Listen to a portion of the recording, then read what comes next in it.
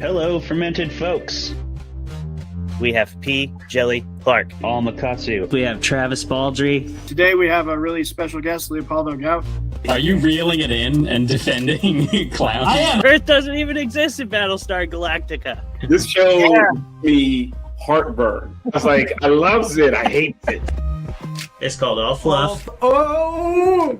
If you didn't know how I actually feel about The Mandalorian, Don't worry. this is it right here.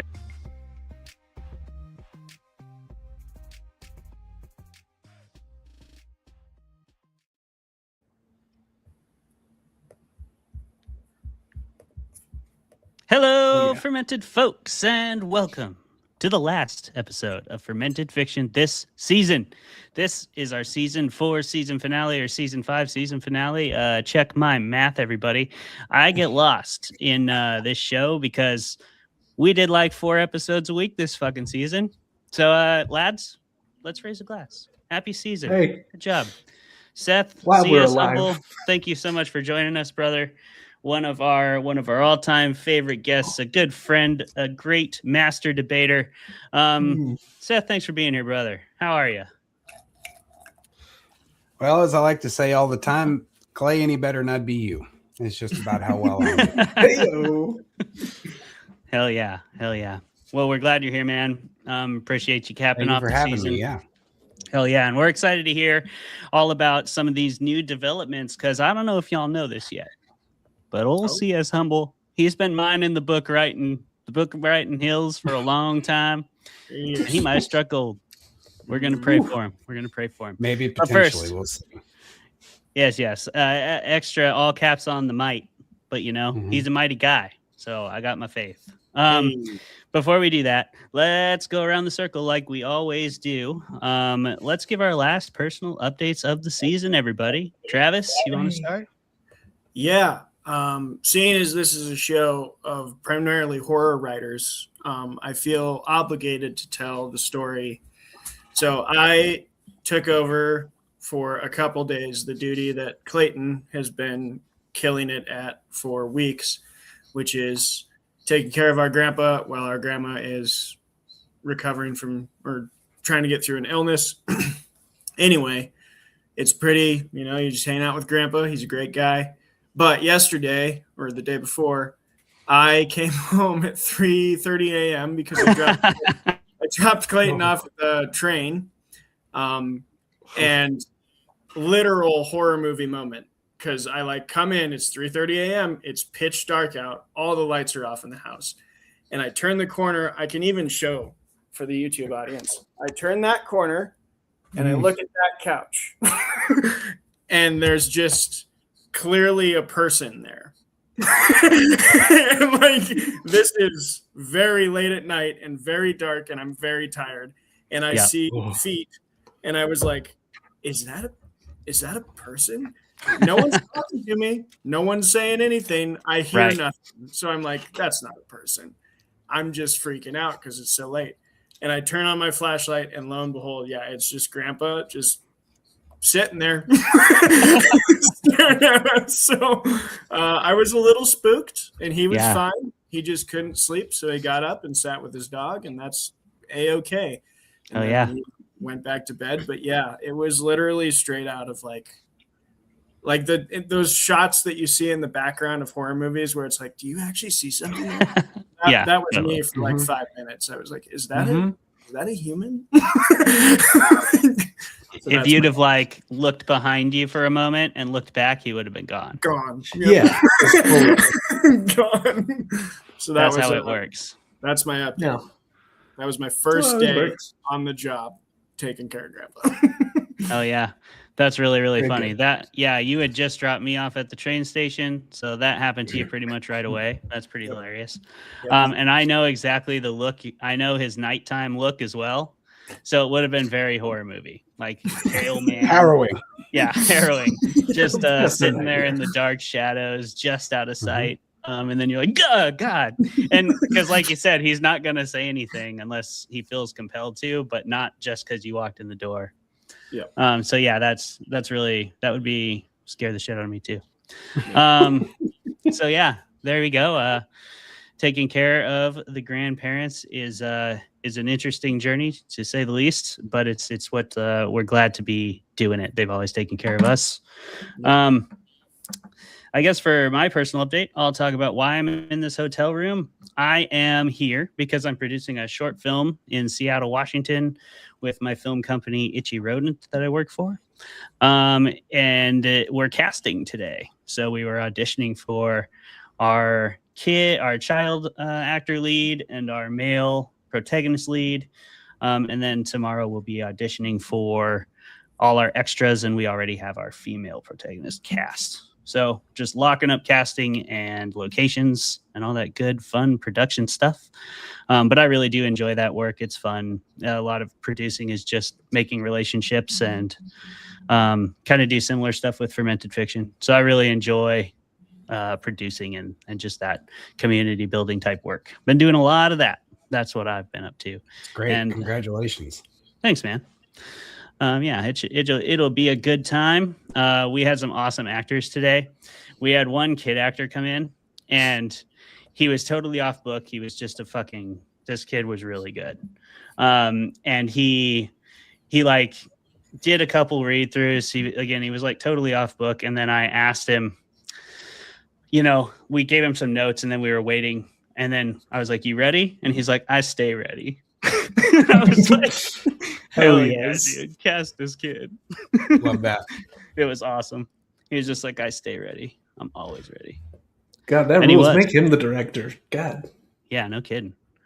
Someone that's ready like that. Jeremy, are you ready to tell us something interesting? Hey, I'm ready like something. I'm going to tell you something for sure. Yeah. Who am I to say if it'll be interesting to the masses? But in preparation for this very episode, I did something that I don't particularly like to do, which is go to a movie on opening weekend. Yeah, that's fair. Just that doesn't seem like your vibe. No.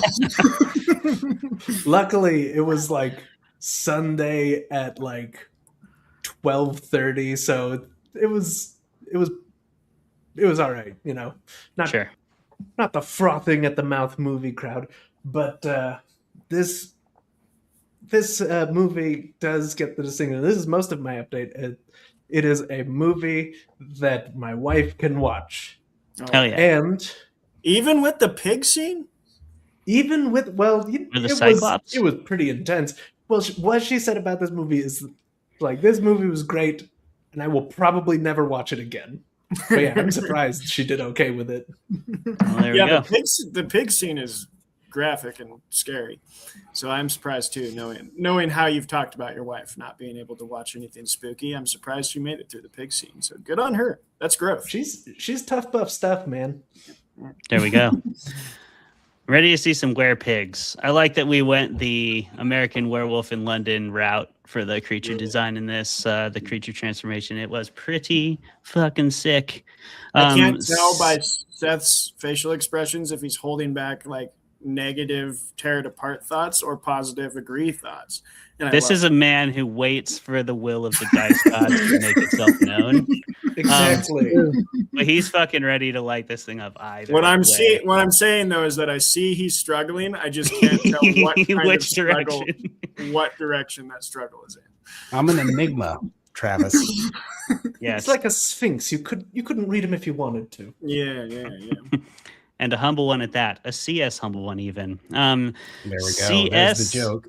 I always try to transition joke it in if I can, and when a homie puts it on the tee, there it is.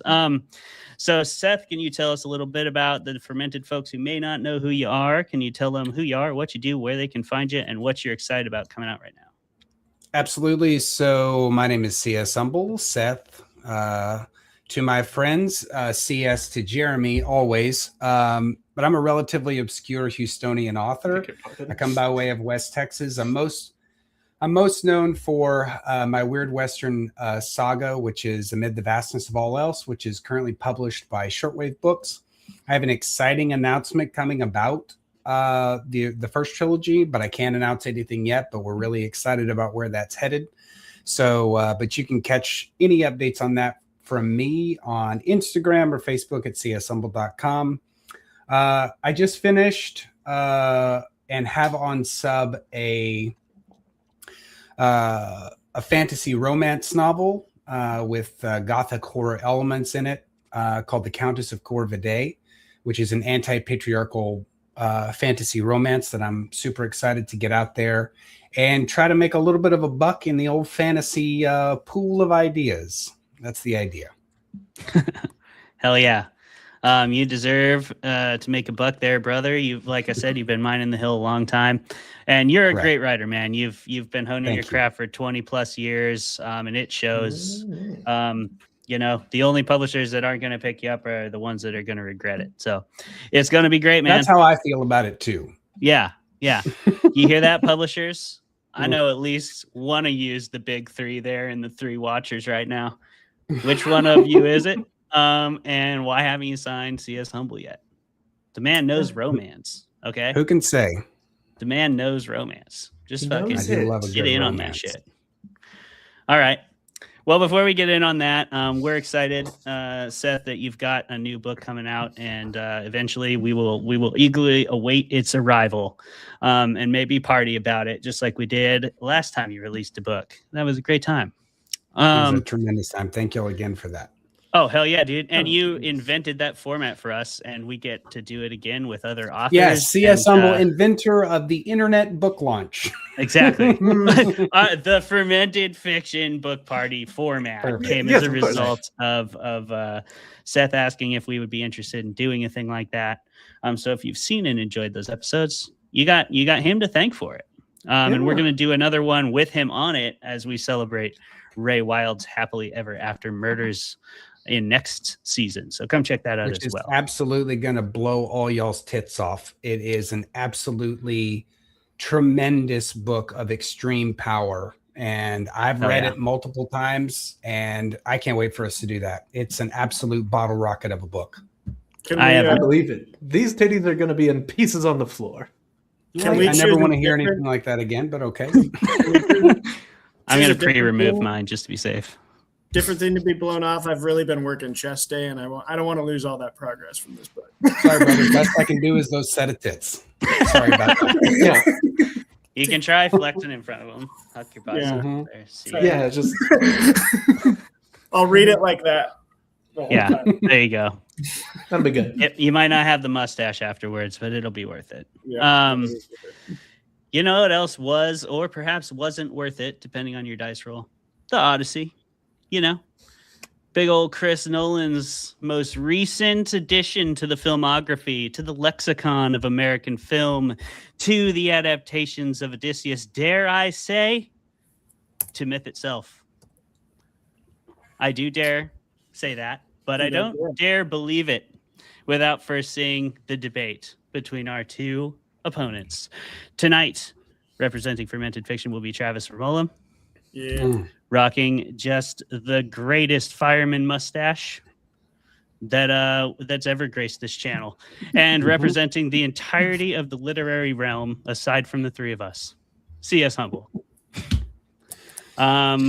He's fucking got y'all. Don't even worry about it. And tonight we're going to be debating the Odyssey. And if you don't know how Fermented Fiction works, we're going to roll 2d20s, put our bids in for the favor of the dice gods. Those dice gods shall determine who will argue for the Odyssey and who against. High roll argues for, low roll against. Are you guys ready to roll your dice? I am. Absolutely.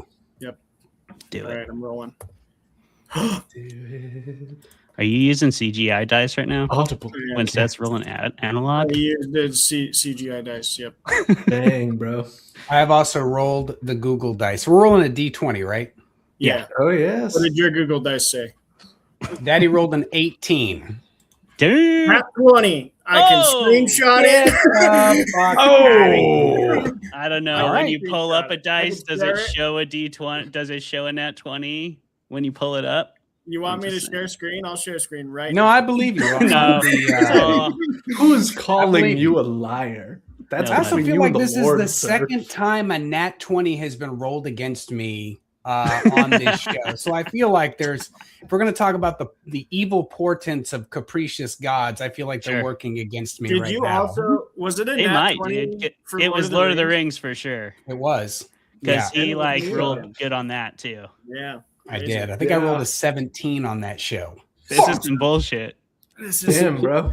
This is like when you get both the 6s in Catans and some motherfucker just rolls 11 all night. I mean, it's extra weird losing to Travis. twice. That's true. That's really suspicious. Basically, only you do that, Seth. Anyway, not in I've we never go. lost a fucking debate in my life, and I will not be losing one tonight. all right. Well, I clearly don't have to say anything about punches below the belt. Y'all already know that's just fine. Just get right up in there. Yeah, we just ask you, if the kidneys do start to bleed, be a gentleman and finish the job. Okay, we'll see you on the other side, everybody. We're going to debate this thing for 10 minutes. Jeremy, you got a timer for me? Sure do. All right. And 3, 2, 1, debate. Okay. I will start with the positives, and I'm actually going to go Slim Shady style on this, and I'm going to try and get ahead of some of the stuff that I've been hearing around in the ether, okay? Yes, Christopher Nolan changed Odysseus's caricature a little bit for a modern audience. Christopher Nolan made him a repentant sufferer of PTSD from his atrocious trick that he played on the Trojans, bringing in the horse to the city of Troy that caused its ultimate downfall.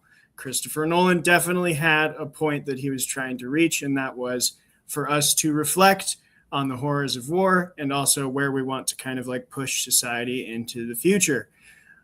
Definitely was there. I will not deny it. The gods are definitely ambiguous. One of them, Athena, seems to be just in the film for most of it, but then you realize she might be some kind of like PTSD nightmare of a woman who was beheaded at Troy.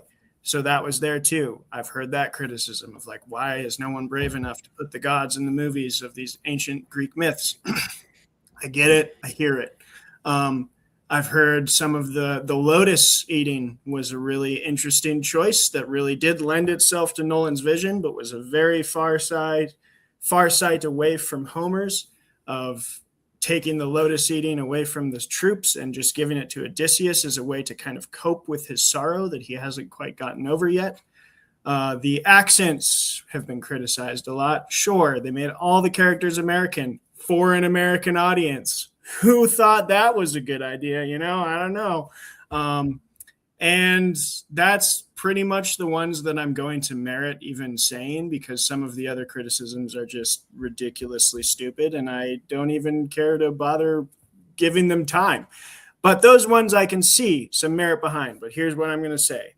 All of that aside, my first big main point for this movie in the plus category is going to say, yes, when you adapt a thing, you can kind of take it your own way. But I'm usually okay with that as long as it's point A to point B has like a clear arc that has a final moment and there's actually a message with what you're trying to do with the work. Because I've seen many a times an adaptation where it's like, I'm just going to update this to modernity for the sake of updating it to modernity. And they don't actually do anything to reverence the work or to paint their own vision. I don't think Nolan did that at all. I think Nolan greatly respects the Odyssey with how he did the Cyclops scenes, how he follows the sequence of events almost to a T with a couple changes. Like I talked about, the Lotus Eaters and Calypso's island is a little different. And he took out the second island after Calypso. But before this movie even came out, before there was a trailer, I said that. I was like, they can't be going and doing the Olympic Games. That'll take way too long. Like, just take that out of there. We don't need to see it. It's a great scene in the play. I love it. Or in the epic. I love it, the poem. But we don't need it in the movie. And I'm glad he took it out. But for the most part, he plays with the sequences of events very linearly, and does a great job with that. And my other thing is, he has a message he wants to tell, and it makes sense in the story that he tells. It's his Odysseus has an arc. His story has several arcs, and they all make sense with the characters that he's playing with. And I think they respect the play enough. Or I keep saying play. I'm sorry. I got Shakespeare. All right, go ahead. No pressure. He respects the poem enough to use it as sort of a conduit to tell its story along with his in a very sensical way that I actually think pays off well. That's my pluses. Okay. So you are for the film. Is that correct? I couldn't tell from your mealy-mouthed answer. From all the times that you gave, you actually gave more of your time to the criticisms that you read online, which I can appreciate. Anyone who takes the time to look at the oppositional information. One of the challenges I have is that none of your critiques seem to take into account the feminist perspective on the film. Now, I won't pretend to be a feminist expert in being a relatively obscure cisgendered white male living in Texas my whole life. But I do think that there are problems specifically with Nolan's interpretation of the film. You said that Nolan obviously has a great respect for the Odyssey. I have a great respect for souffle, but it doesn't mean I can fucking make one. Or Nolan is literally up Nolan's own ass doing things that he previously has gotten. There's been some pushback, especially with the strobe light effects during especially during in the cave of Polyphemus, the Cyclops, and the loudness of the thing. I went and saw it in IMAX, and there was one moment where I thought, maybe Christopher Nolan's trying to give me PTSD from the events, trying to get back from the Trojan War. I think that there are a couple of challenges. There are a couple of omissions from the original poem. But my biggest contention is this.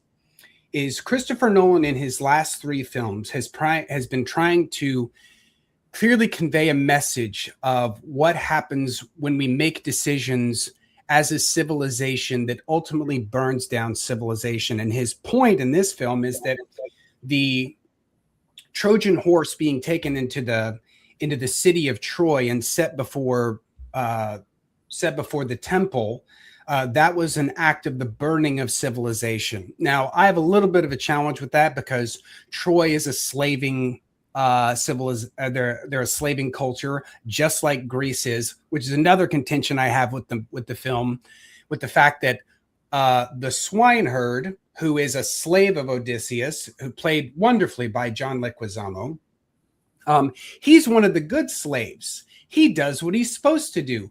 But the evil female slave who is like working against Penelope, like these are all the way that slavery is portrayed is this sort of idea that like there are good slaves and there are bad slaves. And Nolan stays the hell away from that. And he doesn't offer any sort of position on it, which is a challenge that comes with the text and the historicity of the text. But that notwithstanding, the primary challenge of the film is that Nolan, and it's not a challenge in his previous two films, but it is with this one. He tries to take a moral position in which Homer specifically presents the poem in an amoral fashion. And that misses the whole point. And that is Homer is trying to say that in this world, at this time in the Greek world, there is no society. There are politics, but all of the ideas of virtue and success, or andreia, the idea of Greek courage, the virtue, that manly strength that transposes itself so that a man can become angry enough with himself and not the world to try and make the world a better place, which is a pretty big, complex virtue, right? Nolan misses all of this in order to try to say, you know, Odysseus was a really shrewd dude and he helped sack this really beautiful city. And he was a part of a war that had no moral compass to it. There is no righteousness in the war itself. It is literally for plunder. And then the rest of the poem, or I should say the rest of the film, there are all of these things that are trying to tell us that Odysseus was a good and decent person who goes through a moral arc. To me, that misses Homer's entire point. This film is about nostalgia. It's primarily the original nostalgia, which is the longing to yearn to go home. And I believe, not I believe, Nolan misses that point. He also completely changes the end of the thing so that everybody's happy and free and like, oh my gosh, we love each other. We're gonna chase it to the end of the earth. We're gonna chase the sunrise to the ends of the earth. Odysseus specifically goes back to Ithaca, leaves with Penelope, and then he goes, I lost all my cool shit and gold. Guess I should go raiding across the Grecian, across the rest of the world and get all that money back. And now, granted, that's a more complex film that any filmmaker is probably incapable of making while keeping Odysseus as a venerable character. But I would challenge people to read the poem and realize that what makes Odysseus favored to Athena is that he is shrewd, he is cunning, and at one point when they have a conversation, she says, I am considered the great liar among all the gods, just as you are the greatest liar of all men. And that, to me, is the position of like, Odysseus is expected, and we should present this message of Odysseus in that he is a man, not And you're done. only be viewed. Just pinch it off. Pinch it off. I should have gone longer. Ooh, I should have gone longer. you should Never give me the floor for more time. I will take all of it. He's Yeah. gonna. Come on, He's man. been on the show. This is like You've his seen fourth him do time, this. bruh. You already You know. you had to know. This is time number 4. Like he was Yeah. coming for that extra. Yeah, come time. on, man. And then He you wasn't tried gonna cutting stop. me off at the pass at the beginning, like you're William F. Buckley about to debate James Baldwin over like civil Strategize? rights. And I'm like, brother, don't give me I ammunition. wanted to give it a try. I wanted to give the Slim Shady method a try and get It was It's a a good venerable method. effort. Exactly. It worked for Look, him. It did work You for him. step into nobody. You He step into dropped nobody. the You mic better a not lot miss. harder though, He did. He dropped and the he mic. did actually use all his time for show. Yeah. Yep. I was too polite. I'm too polite to be Hey. Slim Shady. Yes, Precisely. yes, that's not a good adjective for being slim. Nah. Okay, well, great debate, everybody. Now we're going to Okay. move on to the part of the show where we tell you some fun facts about the Odyssey. Travis, Do we do you drink have beer some? first? I guess we also drink beer. I think we Among drink other things. We yeah. do. Yep. And there's lots of cool facts about this movie. Let's start with beer. I agree Okay. with Oh, that. yeah. I'll just start with mine because it's not thematic. I'm in this hotel, and I kind of got done working right about the time it was time to start this show today. So I just went to the bar and got a Space Dust because they had 3 beers on tap, and that one sounded the best. That's But nice hey, work, there you go. Daddy. Proud of you. It's Nice. a local beer, we're supporting. Hell yes. Jeremy, what do you got, pal? Well, hey, now I am drinking thematically, but I was gonna drink more thematically, but then I ran out of time. So I was going to do a riff on a drink called a Suffering Bastard, which I think is maybe the only fitting drink for the Odyssey. But threw something together. So instead, I'm doing an old fashioned with this Penelope Riviera whiskey. Nice. Still, That's very good. Still working. I Hey, love that. Still working. we do it, man. Congratulations. Hell yeah, brother. Thank you. I'll take I the do hell what out I of can. that. Mm-hmm. C as humble. What do you got? Well, I'm drinking coffee because I'm an absolute lunatic, and it's 8:05 p.m. Central Time. I'm That's you. mostly off the booze as a general rule, but it's just coffee today. That's good. Hell yeah, man. Coffee's good. I love me some coffee. If I drank it right now, it'd be a bad equation. So I'm gonna stick to booze, trying to put myself to sleep. Travis, I bought Sierra Nevada a really nice fancy bottle of their barrel aged. I believe that word's pronounced Maillard. Am I correct? Yeah. Maillard. Maillard, yes. Like the Maillard. Maillard reaction. Barrel Maillard. aged Maillard's Odyssey. look at that thing. And That's it lovely. is Look at a that. thickum stout. Thick as That milk. is a Ooh, thick boy. one. Hell great. yeah. God, I'm All right. staring into the Congratulations. abyss of that glass. Yeah, there's also some pretty thick facts. This movie is thick with facts, rather. There's a Oh, I whole bunch of them motherfuckers. because Christopher Nolan did this movie pretty old school. So if you're a fan of filmmaking in general, I think that this is a fun film to look into. If you can find BTS footage of them shooting it, recommend watching that. That kind of stuff is always really fun to geek out at if you're a film junkie. But they did some really cool practical things. One of the coolest I thought was they actually filmed on the open ocean quite a bit. Christopher Nolan pretty much used no CGI in this movie other than to do some finishing effects on some of the larger scale creatures like the Cyclops. But that Cyclops, first fun fact, I guess, was an actual fucking puppet. That thing was like 20 feet tall, and it's in this real cave. They're not in a soundstage. It's the real fucking cave called the Cave of Zeus. Which I guess that's fun fact number 2 is supposedly where Zeus was born, and they literally filmed the Cyclops scene in the real cave of Zeus, which is pretty freaking G of Christopher Nolan to do that kind of stuff. Love the return to practical effects. So we had the Cyclops as well. This is also one of the very first, I think it is the first like 3-hour IMAX movie. Shot entirely on IMAX film, which I've actually worked with before. Like IMAX film's crazy. It's like this wide, and you have to reload the canister pretty much every 15 minutes because it's just so big. 70 millimeter film is it's massive, yeah. And you just rip through it, and it's pretty cool. It's a really cool process to work with that in general. But it's also that. Fun fact, piggybacking off of that, the film is actually. If it was 8 minutes longer, it wouldn't actually be able to be played in IMAX theaters. Because physically, it would be too large. Right. Well, you like literally the movie did feel every single minute of 3 hours. It was every single minute. You're like, yep, that's a 3 fucking hour movie. You know what I will say? I do agree with that. But you know, we'll get to all that. Another fun. Lots of fun practical effects stuff in this. Like, for example, the people were actually buried in the Hades scene, and they were using snorkels to breathe, which is pretty freaking cool.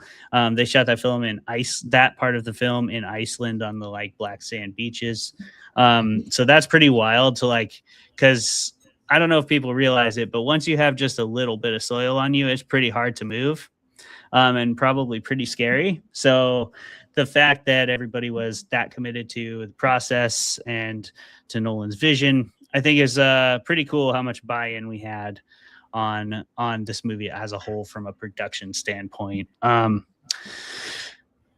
fact that came out pretty recently, but Emily Wilson, the author of the translation of the Odyssey that supposedly inspired this movie, just fucking eviscerated it. So I don't know if you've read that article yet, but it is a pretty classic example of like when a classicist goes after a movie for everything. Even said the food didn't look good, which I thought was hilarious. Just like the food looks terrible. Ouch. Going for the jugular. But yes, Emily Wilson, who is from some of the discourse I've read, criticized for the accessibility of her translation, was like, this motherfucker. Whoa, why is Emily catching strays? Are we gonna Nolan Knight up in here? Like, she has a legitimate beef, right? Oh no, I'm not throwing a single stray. All right, listen, I'm quick on the draw. I'm quick on the draw tonight. Let's relax, bud. Ooh. I'm not throwing a stray at Emily. That is a perceived stray. This is merely a fermented fact. Yeah, that's factual. Otherwise, we couldn't ferment it. I got it right here. I borrowed it from Travis. I am quite liking it. No strays at Emily. But it's just ironic that a lot of the criticism towards her is similar from hers to him. And I think that there's a lot of legitimacy there, obviously. So, yes, that's a fun fact, or maybe not so fun, depending on how you feel about it, I guess. Already mentioned that they used a Viking-style longship, which is an interesting choice. Warner Brothers hasn't paid for yet for the damages incurred, and the people What's that? The people who own the Longship, they're like, yeah, there was damage to the ship. Warner Brothers said that they were gonna, or was it Warner Brothers or was it Universal? I can't remember. Universal. But they haven't paid them yet, and they're like, hey, you guys busted up our fucking 1,500-year-old ship. Please pay us to fix it. Which then makes you wonder, does that sort of make it a ship of Odysseus? Travis was with me. See, no, I think it'd be a ship of Odin because it's not a Greek trireme. It's a Viking longboat. Very true. Very true. Got him. That's a great fact. Thank you, Seth. And we're coming up on the end here, but there's a lot of fun facts about this movie. If I haven't hit on your favorite fact, go ahead and shout it out. I also like the fact that Nolan's entire score was done with original Greek instruments because they wanted to make sure they used the authentic delays. They even built some specifically for the film. Nice. Did you talk about the eyeline problem? Nope. Oh yeah, so there's a whole lot. IMAX cameras. You already have talked about how big they are. They're massive. Yes, we've talked about that. But maybe not the cameras themselves, but in case you didn't not the bigness put that of together, them, not yet. Yeah, the film is this big, which means the camera has to be the also film is huge. Okay. It weighs like. So if you want me to 75 talk about the bigness of the cameras and what made them extra big for this, that'll lead into your thing, which I know what it is. They're extra big. They're massive cameras, and they're meant for they pretty much do the thing they do best is large, huge, sweeping panorama shots. Panoramic view. So close to dialogue is really tricky, and so the cinematographers and Christopher Nolan literally designed a system of mirrors that were attached to the camera. So if you think which I thought the performances were, some of them were okay, a lot of them were great. What makes them more impressive is they were not performing to each other. They were literally looking into mirrors of the other person. And that's what they had to do with the panoramic view to get those close-up conversation shots. They had to deliver their lines intimately to a mirror image of the person that they were delivering it to, because they couldn't both stand in front of the IMAX camera or it wouldn't have worked because the thing is so massive and meant for those sweeping shots. So yeah, they designed an entirely new system of mirrors for the dialogue of the Odyssey because IMAX is just crazy. IMAX is ridiculous, and because the entire film was shot in IMAX, an IMAX camera, if you don't know, is an incredibly loud thing because it's got to be beefier to feed through all that extra film. So they had to actually build a rig to enclose the camera and muffle the sound to be able to get close to actors with it. And that thing's got to weigh 90 pounds. Yeah, it's crazy, is stupid, and it's so pretty to look at. And the last IMAX thing is the cameraman Keith B. Davis trained himself to reload so quickly that the entire cast and crew would simply pause, maintain calm, and be back up and running almost immediately, because IMAX film can only be a few minutes. 15 minutes. Did you already say that one? I just worked on an IMAX movie. I had to literally do that. Yeah. And that is a very fascinating and impressive feat to change it that quickly. It's hard to do. For those who don't know, you can't expose film to sun or anything like that. You have to put it in a little tent and wear little gloves that go in the tent, and you take it out, you leave it in, you get it all cased up before you can even take it out. And then you have to handle a physical thing, It's not like today where you just throw it on a hard drive. You had to stack those things and label them and hope to God that nobody lit a cigarette next to them. Right. So basically you have to treat an IMAX film reload like you treat most incel white men. Hey-o. Sure. That's one way to say it. That's one way to say it for sure. I've got one more because I just find this movie, even we'll get to my real thoughts, but it's Avatar level of new stuff just being made. and like crazy innovations to like push forward filmmaking in the future. We'll talk about that later. But one of them I loved was the Italy's Ministry of Culture granted permission to shoot at Castillo di Santa Caterina and to add temporary exterior fabrications to suggest the size of Odysseus's Ithaca palace. But they didn't allow him to build a road to it. so most of the cast and crew was like either lifted up on this like massive constructed lift they built, taken in a small fleet of helicopters, or literally just had to hike to location whenever they filmed on the Ithaca set, because it's an actual castle in Italy, which is really cool. But yeah, I love that they're like, yeah, you can use our castle. Oh, great. Can we build like a road for the... No. Absolutely not. Absolutely no, you cannot. Do not. But all roads lead to Rome. Not this one, brother. Not this one. Sorry. Those roads have to exist, but to lead anywhere, and we don't allow this one to exist. Yeah. You know what else exists?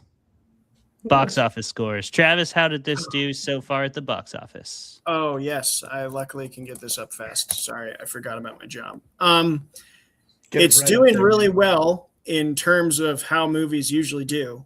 But, actually, never mind. I eat my hat. As of 2 days ago, it wasn't quite its budget yet, but now it has. It had a budget of $250 million. And it has made $666,743,000. So it is a box office success officially, which is hard when your budget is that big. That's the thing. My nerdy moment of box office numbers that I love to follow. Whenever you see a movie like this, or like Avengers coming out, Doomsday, people are gonna be like, "Oh, it's gonna have so many people go there." It's like, yeah, but if your budget is $500 million, you got to make a lot to make any. So you might still be a failure. But no, this movie. Yeah, you could pull a Waterworld. You know, it did it. You could pull a Waterworld. That was a bomb. Yeah, it was a bomb, even though everybody went and watched it. Yep. Yeah, I don't know how that happens, but it sure did with Waterworld, didn't it? You watch that movie and you're just kind of like, I'm going to just pretend I didn't watch that movie. And it does actually work for Waterworld. What these have to do is get repeat weekends, which clearly the Odyssey has. But like, that's the thing with this huge budget. Everyone probably went to Waterworld opening night. Right. And then they told everyone. Everyone? What do we mean when we say it? You mean all of the 19 people who went and saw Waterworld? It was a popular movie. Like, opening weekend, it was very Waterworld popular. made tons of money at the box office. It's just that its budget ballooned so much because so much bananas bullshit on set.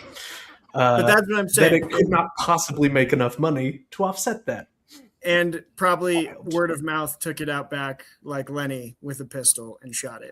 Because it wasn't that great of a movie. Spoilers on Of Mice and Men. What are we doing here? I mean, you should have read Of Mice and Men by now. We spoil everything, people. Right. Yeah, spoiler alert. If you haven't read Of Mice and Men, sorry about it. Yeah, if you haven't read Don't get too Mice and attached Men, to Lenny or any bunnies that he picks up. spoiler alert, Lenny got the same kind of help Old Yeller got, okay? True that. True that. Spoilers he was a for young Old Yeller.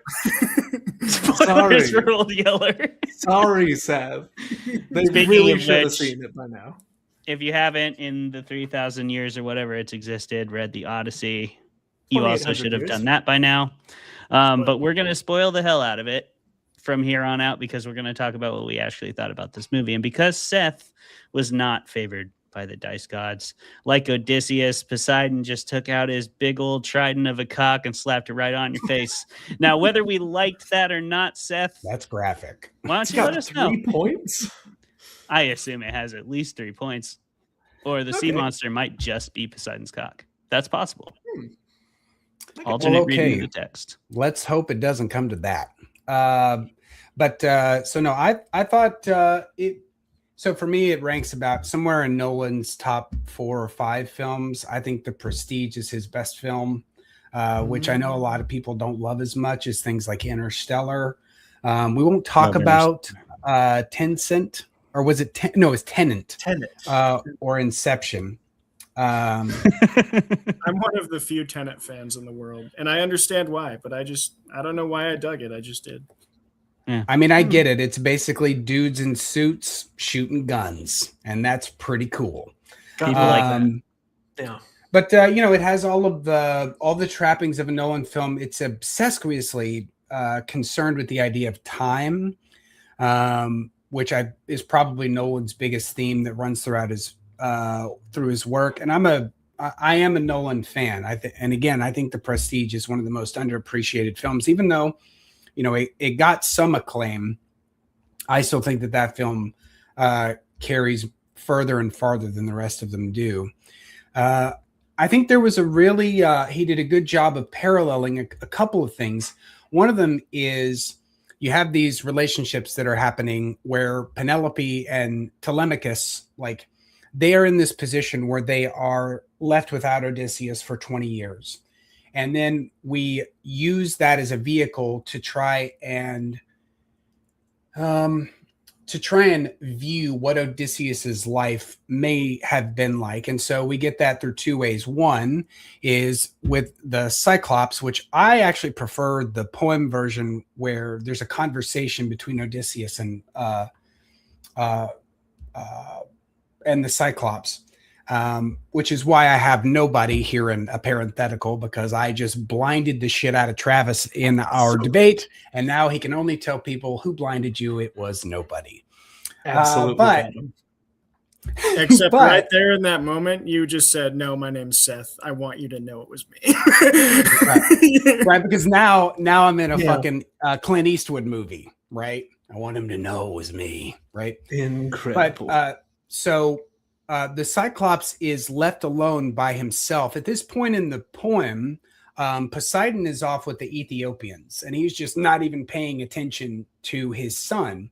And so this is a parallel of the way that Odysseus has left Telemachus to be alone, right? And then the other one is Agamemnon, which is, be careful going back home, Odysseus, because what if your wife is a bitch and she kills you? Which is one of my big challenges. Like, I think the way that it's presented is extremely patriarchal, where the very thing that Agamemnon's wife does in this act of cunning to try and take the seat of power for herself when Agamemnon returns, and for killing their daughter just so he could get favorable wins. Like, you think that, like, that's a righteousness there, but she sort of gets presented in the film as like, oh, she's this conniving woman and she did this. And Agamemnon is expressed as a sort of tragic figure. I've never seen Agamemnon as a tragic figure. I've never found him relatable. I mean, he is the monster among the gods of men, right? For me. Yeah. But I think that those are, and we use that as a parallel to juxtapose Penelope's position of having waited for 20 years. And Anne Hathaway does a tremendous job of expressing the power of grief, and this is one of the things I will laud Nolan for, is that she is the embodiment, and this is the same way in the poem, she's the embodiment of the four classical virtues, temperance, justice, courage, wisdom. And temperance, most especially because of that idea of the mastery over one's own natural desires, right? And she and Odysseus in the poem, they share the same sort of mentality and gifts with each other. And I would have liked to have seen a little bit more time with Anne Hathaway. And I also, of course, would have liked to spend a little bit more of those 7 years with Calypso on the island. I didn't love Nolan made a switch about the eating of the lotus, which I didn't particularly love. I mean, but there are things you have to cut. Overall, I give the film, I think, out of Nolan's efforts, it's a B+. But for Nolan's B+, it's better than most directors' A+. Yeah. I love that rating. And since it's my turn next, I'm just going to say I agree. I think it's a Nolan B+, which is everyone else's A+, A-, whatever. It's an A. I really thoroughly enjoyed this movie. I did have a few things. I'm going to start with the negative first and then end with two things that really won me over with it. So the negative is some of the changes I didn't love. I'm with you. I didn't like the no conversation with the Cyclops. I didn't like that they kind of change Odysseus's, for lack of a better term, because this is the one that floats around in my word, sin. That's not the word Greeks would use, but like Odysseus's sin is pride. In the poem, that's very clear because he calls himself nobody to trick the Cyclops, but then as he's leaving, he has to turn around and be like, it was me. Odysseus blinded you. And so like the Cyclops is this whole thing of that was stupid. Anyway, go ahead. Do you disagree, Seth? I disagree. I think the whole point in the poem is so that Odysseus won't get more disfavor from Poseidon for blinding his kid.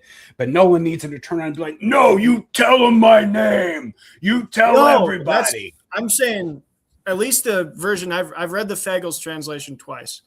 And I've read the Emily Wilson one once.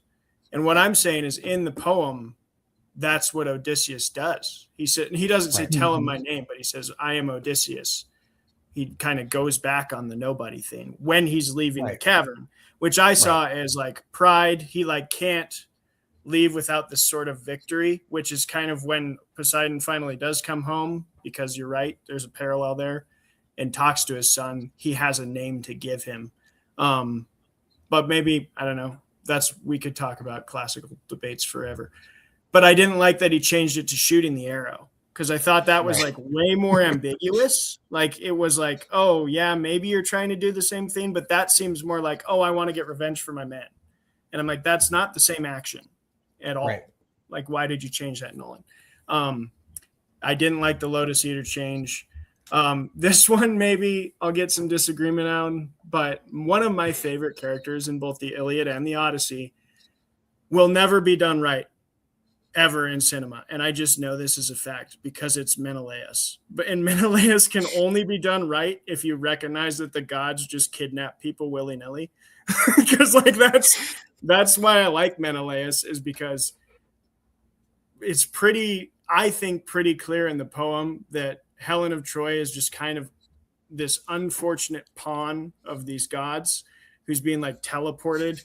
And like Paris is a dick. Paris sucks in the Iliad. And there's not this like love there that was in the Troy movie.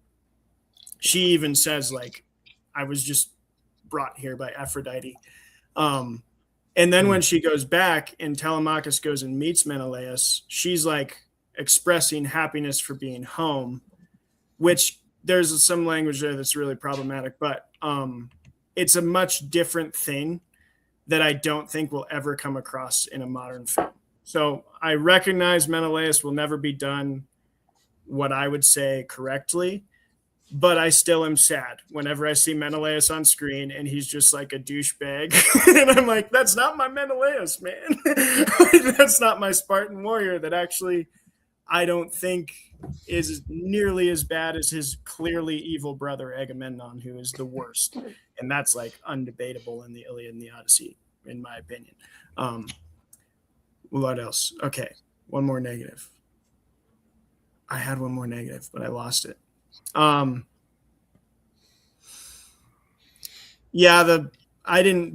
wasn't bothered at all by the language. Some people are really griping about that. And I'm like, I guess stay consistent. That's my thing of like, it's the same way I felt about Chernobyl. Chernobyl, instead of being like, hey, we're going to make all these actors do a Russian accent and some of them are probably going to suck at it. They're like, hey, just everyone's British. Just be British. At least just everyone be British and everyone will get over it. It'll be fine. And they told a great story. Like Chernobyl's fantastic. I thought the same thing here of like at the beginning, it was a little like, I was like, okay, I don't know, but you get used to it. And by the end, you're like, well, everyone's talking at least the same dialect. It's uniform. I'm fine with that. Whatever. Sure. And then my biggest positives with this movie, two positives, are it preserved, because I think there's several hearts to the Odyssey because it's so massive. There's a lot of stories to tell, a lot of strings to pluck. And one of my favorites is Telemachus' story, the return of the king and the rising of the sun into this place of leadership, because I'm very obsessed with like the raising of boys, the raising of men. I think that's a really important topic that I focus on a lot of my reading on. And this book, or this poem, is a Telemachus, I think, could arguably be called the main character. Yes, he's in it less, but it starts with him. It starts in his voice, and he's part of this final fulfillment of Odysseus coming home, is him also becoming a man through the guidance of his father's close allies, but then ultimately through his father's presence. I thought the movie preserved that pretty damn well. I really appreciated Telemachus and Odysseus' relationship. Tom Holland was too old, did a great job, but there were many scenes that I was like, that dude's 30. Like, that dude is clearly yes, but he 30, looks like he's but a boy. Yeah. Tom Holland did great. He's a great actor, but there were some scenes when I was like, that is a 30-year-old, and he should not be a 30-year-old. And then the other thing that I really loved as a Greek history nerd, this is my favorite period of time to study, was this sort of lip service they gave to the Dark Age. Because the Dark Age is fascinating. It's so fascinating. And I know very few people who know about it. So for those of you who don't, Greece lost its writing system for like a really long time. Yeah, like it's really years. Crazy. I mean, we might just not have found archaeological evidence of it yet, but we haven't. There's just a good span of time where Greece had a writing system, completely lost it, and then they adapt the Phoenician alphabet and create a new writing system after the Dark Age. And this paid lip service to that, of like, there's this coming time that it says, Odysseus, by breaking the law of Zeus, brought on. I don't know if I love that interpretation, but I just loved hearing like this historical, hey, there's a coming time of darkness, and being like, I felt like the meme of Leonardo DiCaprio from Once Upon a Time in Hollywood being like, hey, that's the thing. Like, they mentioned the Dark Ages. So that was really cool. Yeah, I could go on and on. We'll definitely talk about it in the question portion, but I'm a big fan of this poem, and I think Nolan did a pretty damn good adaptation. Lots of flaws that people can find, and that's okay, but I would agree with Seth. It's a B+, and did it for me. I find it very interesting in your statement about Telemachus's coming of age and becoming a man. You mentioned Odysseus, who is there for exactly 20 minutes of it, and John Leguizamo, the swineherder, right? Yeah. But the primary developments about Telemachus becoming a man, those conversations happen with Penelope. They don't happen with the men, right? Yeah. So she's the one who effectively tells him, "You're not a man if you like. You think you are, right?" And then she effectively gives him the true challenge. Comes from her in what is brilliantly done as the reverse call to adventure, right? It's done as scorn, not as like, your father was a Jedi Knight, but I was what he was killed by Darth Vader, who was a pupil of mine before he turned evil. It's done in a really great way. So it's really interesting that you say that you call out these two male figures who are very small portions of the time that Penelope spends actually challenging the patriarchal and what we would call the immature position of Telemachus. So that's just interesting too. Here's what I think, and why I mentioned the male figures, because no book, and this will play my hand here on what I believe about a lot of this, is maybe not no book, but Robert Bly's Iron John, Blythe, thank you. Yeah. Robert Bly's Iron John, I think, is one of the most impactful books I've ever read about teaching boys. That's why I'm so passionate about this. I teach at a Catholic school, and we're really trying to figure out how to like keep our boys in the school because we don't have sports, and we live unfortunately in a culture where boys are just like hey, my buddy goes and plays football. I want to go do that. We're like, but please stay. But anyway, and girls too. I mean, we're dealing with it on both sides, but we have a really brilliant English teacher who does a fantastic job educating the girls. Anyway, I think Robert Bly and the Odyssey tell this same kind of thing where it's Telemachus has to go through 2 stages to ultimately return to being like kind of under his father. Stage 1 being kind of this call to action, which you're right, Penelope does. But then in that same call to action, Bly talks about you have to take, because he's using a fairy tale and I forget what it is. The key. There's a key that he has to literally take from under his mother's pillow. And so I think that's a big part. In the poem, I think it comes out a lot stronger because in the movie, he only goes to one island. But in the poem, Telemachus is sort of like called to action by Penelope. But then his stealing of the key is to go on this journey of his own and meet men who are not his father, who tell him about his father. And that's how he kind of learns about these virtues and then returns to like help his mother and his father. And I think that's a big part because Robert Bly's whole thing is you have to take the key from under your mother's pillow. The next part of the journey is you have to be taught and have tutelage from a man that is not your dad. Like it can't be your dad. That is the first person that you meet as a mentor in these teenage years, which I think is huge, especially when I'm like teaching school. I'm like, if that's me, that's a lot of pressure. I'm really scared. I can't force it. It's a coach for a lot of people. It's, an uncle figure, a grandfather, the communal kind of sense of it. And then when you come back as a mature adult, that's when you learn who you are as a man in context with the father that you had as a child. So I do think I take your point, Seth, that Penelope's role is huge in it. I think I just didn't want to get into the Robert Bly stuff, and then I ended up doing it anyway. So. Yeah, you did. Yeah. Got to just go for it. But I think they did that well in this movie. Not as well as the poem, obviously, because it's a massive story. But I think I was pleased with Telemachus' story. Okay. Yeah. Yeah. Telemachus annoys me. I don't like him. Lying little There bitch. we go. But I'm hot. you guys know a lot more about the context of the Odyssey. I have read it. And I'm most of the way through Emily's translation now.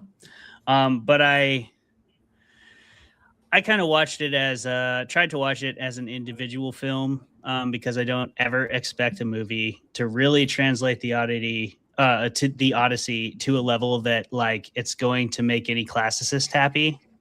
I don't ever expect that to happen. And I don't really need that from the Odyssey. I think I just need something that speaks to the essence of the Odyssey, that speaks to the soul of it and to the parts of the story that have drawn us in for literal centuries. And for the most part, I think that this movie does that. I felt that sense of adventure. I felt that sense of like impending doom and the battle to overcome it. And I quite liked all of that. I thought there was a lot of really good performances. As somebody who's always inclined towards horror, there was a lot of really great horror scenes in this movie. The Hades scene was awesome. The Circe scene was awesome. The Cyclops scene was a lot of fun to view in the theater. They really, and as a filmmaker, I am also always a geek for the production side, but I loved the use of sound in this movie. I loved the use of dark and light. I thought the Cyclops scene, which is, it's one of the pivotal scenes. Like if you see it, the Odyssey is getting done. That's one of the first scenes that's going to jump in your head, and you're going to, whether you're like excited to see how they do it, or you just sort of know it's going to happen. I'm looking forward. That's one of those scenes that I look forward to. If I hear a story is being told, like if they're doing Spider-Man again and they're going to redo the origin story, there's still going to be a part of me that's like, all right, Uncle Ben better be good. If they get Uncle Ben wrong, I'm going to be pissed. But the Cyclops is sort of the Uncle Ben, yeah. The Cyclops is the Uncle Ben death scene of the Odyssey for me. I really liked the way they used sound in it. It was very eerie and terrifying. And then the use of practical effects in this movie, I really appreciate, especially in this age of AI bullshit. So that was extremely refreshing to see. That said, I had plenty of gripes with this movie. It's inherently super hyped. It's Christopher Nolan and it's the Odyssey. So there's no way this movie wasn't going to get hyped to a borderline damaging extent, just by the nature of its very existence. It's been overhyped for like 2 years since we saw the first poster that announced that there'd be a trailer in 6 months. We've been overhyping the Odyssey. So and that's fine. Again, it's to be expected. All the big names are in it. Christopher Nolan's directing it.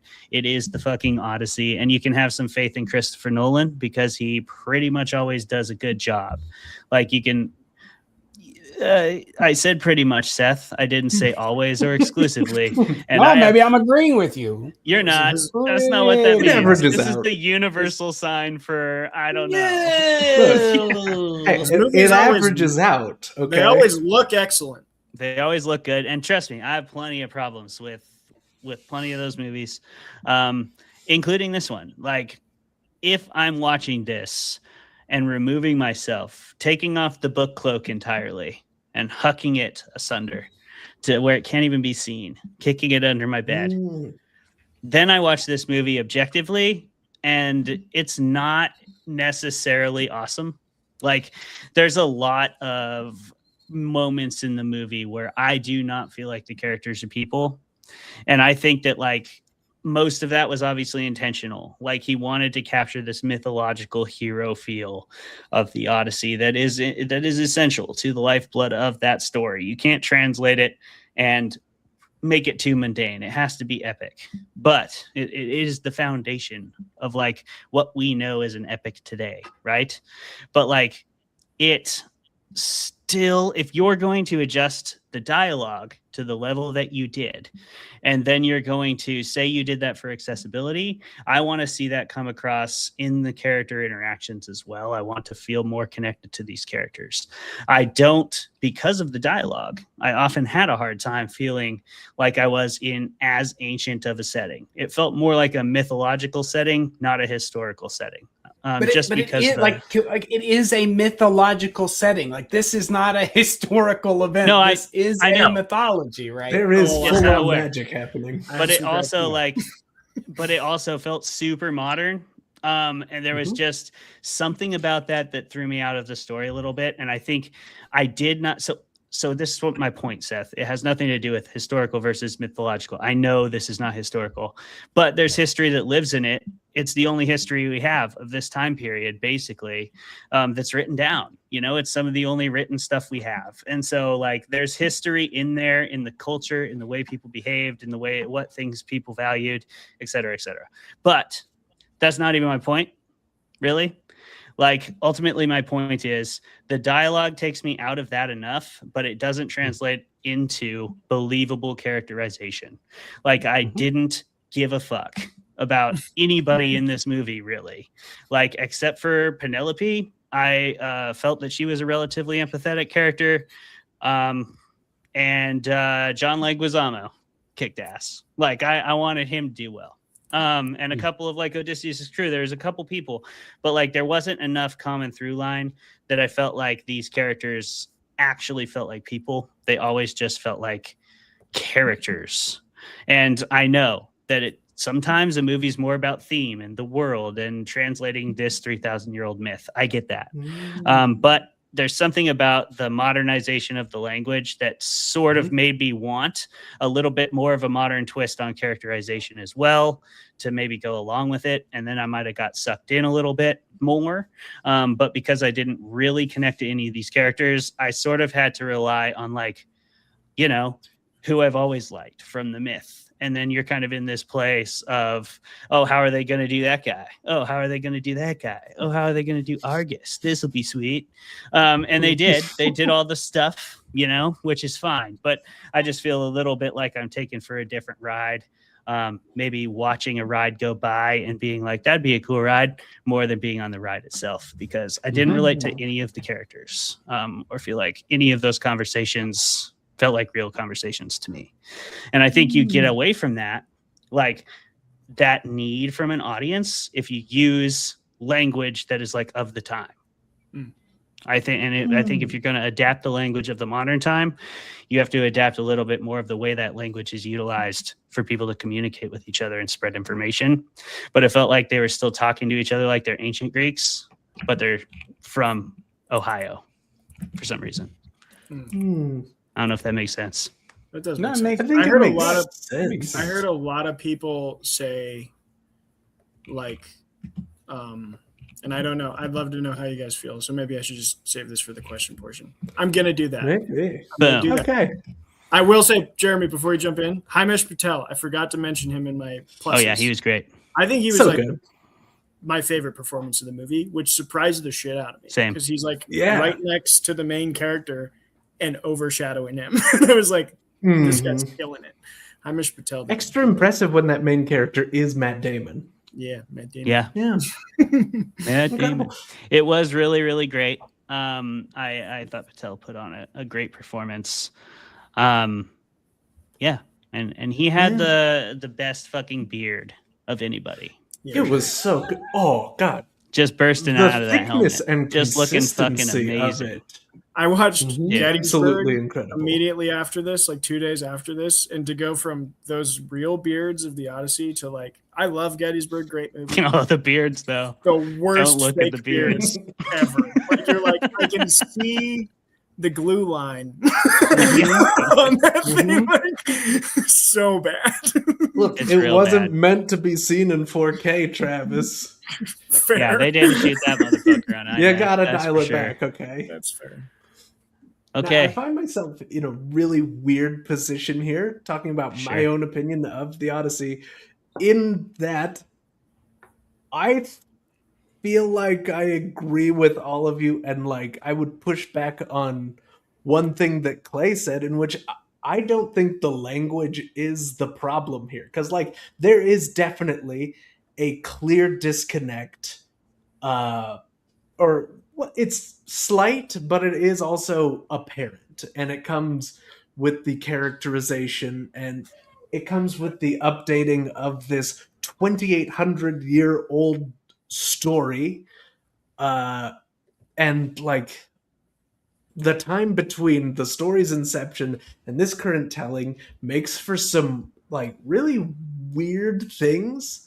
Like I think Travis and Seth both touched on this, and I think it's highlighted best in the character of Odysseus, where in the poem he's got this this heroic flaw in Greek mythology, whatever, this classic storytelling thing of arrogance, and like his pride is often his downfall. It leads to him being cursed by Poseidon, and most of the bad things that happen throughout the Odyssey, kind of.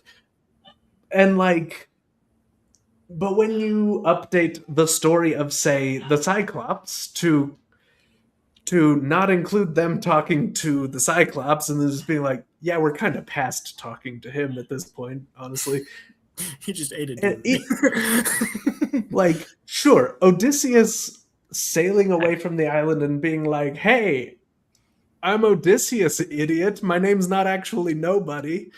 That's dumb in like a way that's consistent with his character flaw. Whereas him and his men running away, basically scot-free from the blinded Cyclops, and him just taking a pot shot at him is stupid. Scot-free? In like I don't know if I would suicide- describe the losses in the Cave of Zeus as scot-free. Look, you got to take your No. wins. There was where at you least find one them. Scot that got his head bit off. Look, At least one Scott would have was gotten not away. free. Scott would have gotten away if Odysseus didn't turn around and be like, you know what, I'm just gonna, and just There was Why? multiple Scots that had already been Correct. eaten at that point. yeah. Look, Correct.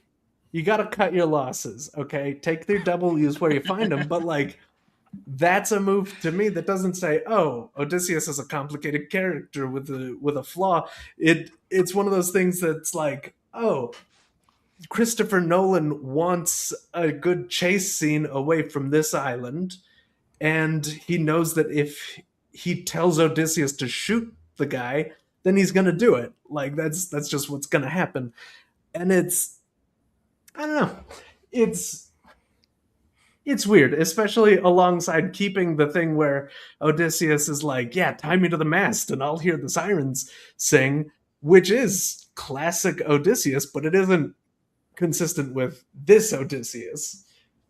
It feels really, it's like a manic episode or a psychotic break for him. It's wild to see happen.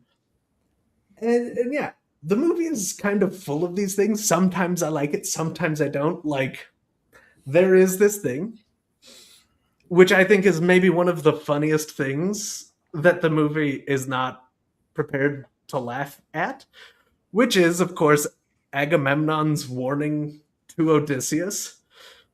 From beyond the grave, especially knowing that Agamemnon, like, murdered his own daughter for good wind or some shit, then his big warning to Odysseus about that is like, "Hey, I went home and I was murdered by my wife out of vengeance." Now, the problem, how you avoid that, is actually you come home a different way. It's not avoid murdering your own children. It's you show up right, and that'll make it all better. Well, and Odysseus just takes that to heart. He's like, yeah, okay, yeah. Instead of being like, "That sounds like it's a you problem. Like maybe you had some shit and you didn't." I don't know. And can I nerd out a little and be a little fair? Because this is hard to go on and be a little fair if you want. This is really hard to adapt because we have to consider the big gap of time in between those two stories. Mm-hmm. So Homer basically just has Agamemnon say, "Hey, my wife killed me." So when you go home, like, be careful. I'm just saying. Maybe just know that my wife killed me. And just then we get a different play by a different author, hundred plus years later. That's like, "Oh, this is what that line means. It meant this." Oh. And so, like, I think that it's a weird thing. It's interesting that Nolan pulled in scenes from Clytemnestra because that does change the context of the story. Same with he added Sinon, who is not from the Aeneid. He is in the Aeneid. Mm-hmm. And I think added some cool elements with that. But whenever I was very much like, okay, you're getting tricky here. And that's tough when you start to pull in different material from different Greek and Roman authors. You're going to like add a few elements that people are maybe going to be a little, I think that's the great cowardice of the movie is that so when they're on Hades, the person who comes up and, speaks to Odysseus is Achilles. Yeah. And that is the thing Nolan avoids like the plague, is putting Achilles in this movie. Yep. And for me, does avoid the fuck out that's an act. Yeah, he avoids it because, and I think what it is potentially is that Achilles is the large, like at least in the popular mind of people, the most recent Greek story they heard was Troy with Brad Pitt with the jacked shoulders, right? Playing Achilles, right? And his slaying of Hector. And what I think is that Nolan is like, well, if I put Achilles in this, like Achilles has the potential of being such a large character inside of the mind of the viewer. They'll be like, that dude's super interesting. Why didn't he show anything? Like most people don't know, Achilles has been dead for like 7 years at that point. Yeah, right? Super dead.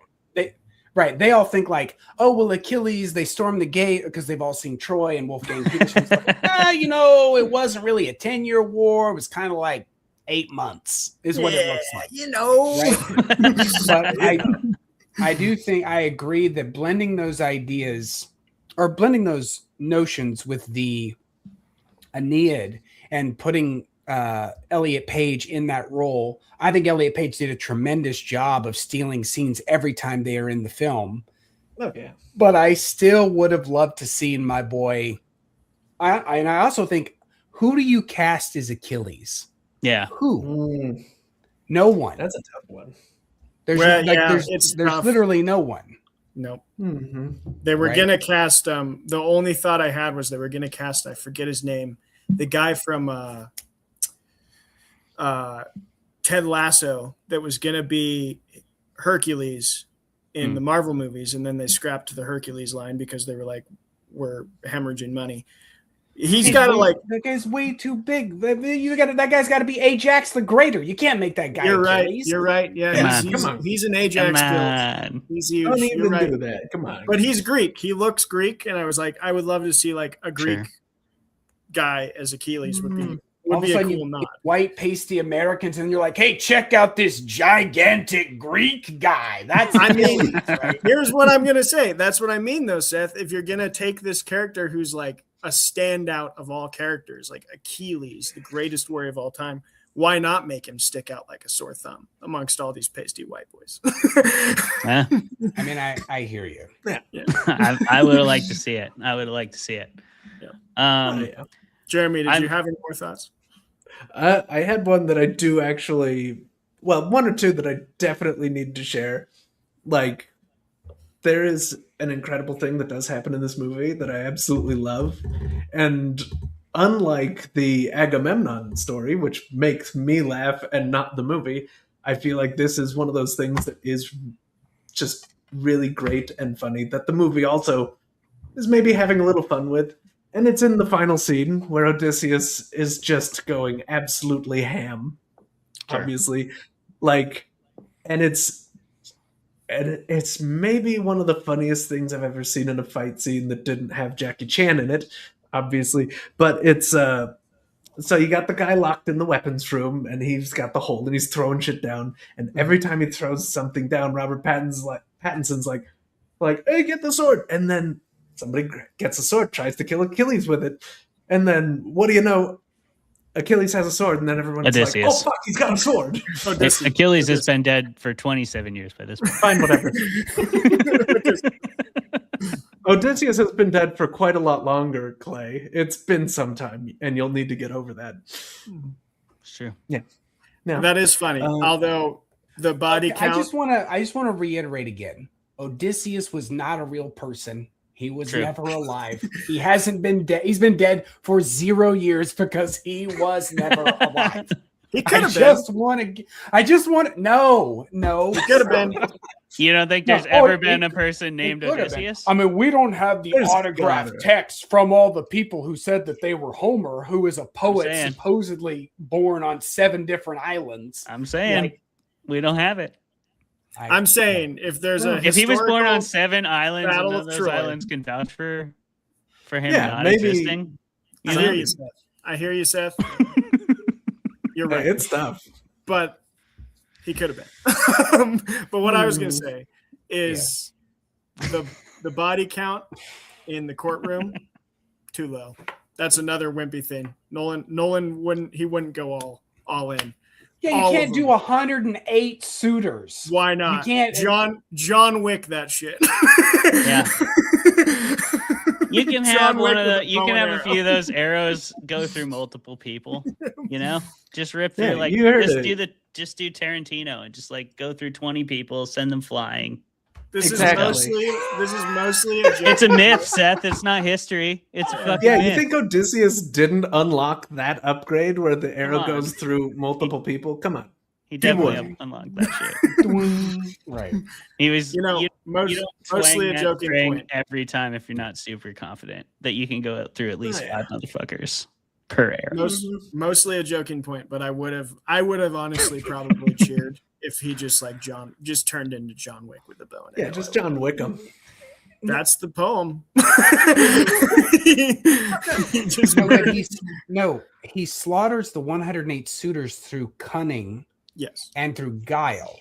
He doesn't just 1v1 over 100 men. That's not how it works. He uses a tactic of fear, right? So it would make no sense if all of a sudden Odysseus, who's not the Aristos, right? He's not the Greek of all Greeks, like they call Achilles.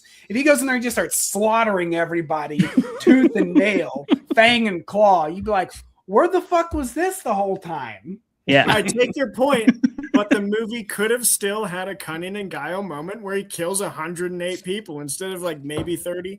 Come on now. Baby. There you go, man.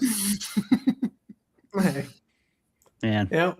And I think I'll leave my opinion with this one final thing. I really like this representation of